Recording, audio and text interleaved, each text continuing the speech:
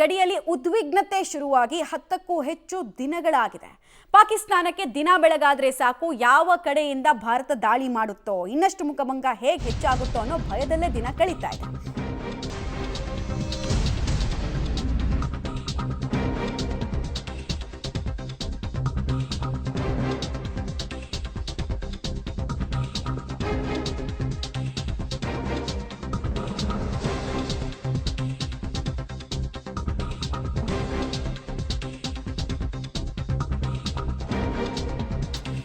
Okay, ಒಂದು latest update ಅಂದ್ರೆ ಕ್ಷಣಕ್ಕೂ ಪಾಕಿಸ್ತಾನಕ್ಕೆ ಯುದ್ಧ ಭೀತಿ ಕಾಡ್ತಾ ಇದೆ. ಯಾವ ರೂಪದಲ್ಲಿ ಬಂದು ಹೊಡಿತಾರೋ ಅನ್ನುವಂತಹ ಭಯ.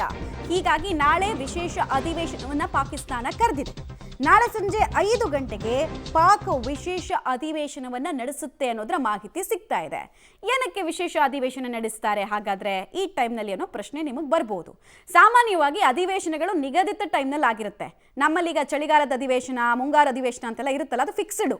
ವಿಶೇಷ ಅಧಿವೇಶನ ಸಾಮಾನ್ಯವಾಗಿ ವಿಶೇಷ ಸಂದರ್ಭದಲ್ಲಿ ಕರೀತಾರೆ, ಒಂದು ನಿರ್ಣಯ ತಗೊಳ್ಳೋದಕ್ಕೆ ಕರೀತಾರೆ, ಅಥವಾ ಈ ಶತ್ರು ರಾಷ್ಟ್ರಗಳ ವಿರುದ್ಧ ವಾಚಾಮಗೋಚರವಾಗಿ ಬೈದಾಡೋದಕ್ಕೆ ಕರೀತಾರೆ.